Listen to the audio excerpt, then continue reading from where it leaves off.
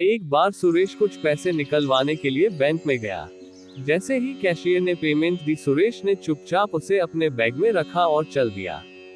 उसने 1,30,000 रुपए निकलवाए थे।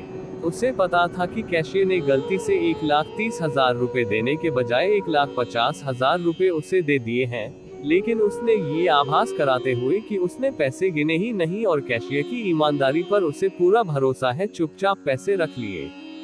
इसमें उसका कोई दोष था या नहीं, लेकिन पैसे बैग में रखते ही 20,000 अतिरिक्त रुपयों को लेकर उसके मन में बेचैनी शुरू हो गई। एक बार उसके मन में आया कि फालतू पैसे वापस लौटा दे, लेकिन दूसरे ही पल उसने सोचा कि जब मैं गलती से किसी को अधिक पेमेंट कर देता हूं तो मुझे कौन लौटाने आता है।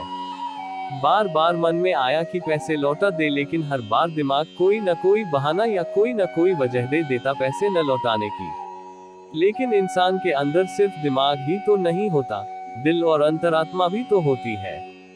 रह रहकर उसके अंदर से आवाज आ रही थी कि तुम किसी की गलती का फायदा उठाने से नहीं चूकते और ऊपर से बेईमान न होने का ढोंग भी करते हो। क्या यही ईमानदारी है? तब सुरेश को उसके पिताजी की बातें याद आने लगी। जब उसके पिता का अंतिम समय आया तो वे सुरेश से कहा, बेटा, जीवन में तुम ईमानदारी को कभी नहीं छोड़ना, भले तुम्हारी परिस्थिति कैसे भी हो, क्योंकि जीवन में तुम जो भी करोगे वही पाओगे। उसकी बेचैनी बढ़ती जा रही थी। अचानक ही उसने बैग में से 20,000 रुपए निकाले और जेब में डालकर बैंक की ओर चल दिया। उसकी बेचैनी और तनाव कम होने लगा था। वह हल्का और स्वस्थ अनुभव कर रहा था। वह कोई बीमार थोड़े ही था, लेकिन उसे लग रहा था जैसे उसे किसी बीमारी से मुक्ति मिल गई हो। उसके चेहरे पर किसी जंग को जीतने जैसी प्रसन्नता व्याप्त थी। रुपए पाकर कैशियर ने चैन की सांस ली।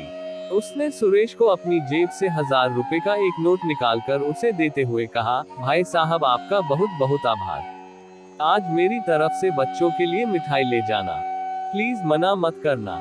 भाई, आभारी तो मैं हूँ आपका, और आज मिठाई भी मैं ही आप सबको खिलाऊंगा, सुरेश ने बोला। कैशियर ने पूछा, भाई, आप किस बात का आभार प्रकट कर रहे हो और किस खुशी में मिठाई खिला रहे हो? सुरेश ने जवाब दिया, आभार इस बात का कि 20,000 के चक्कर ने मुझे आत्म मूल्यांकन का अवसर प्रदान किया। आपसे ये गलती न होती तो न तो मैं द्वंद्व में फंसता और न ही उससे निकलकर अपनी लोभावृत्ति पर काबू पाता। ये बहुत मुश्किल काम था। घंटों के द्वंद्व के बाद ही मैं जीत पाया। इस दुर्लभ अवसर के लिए आपका आभार।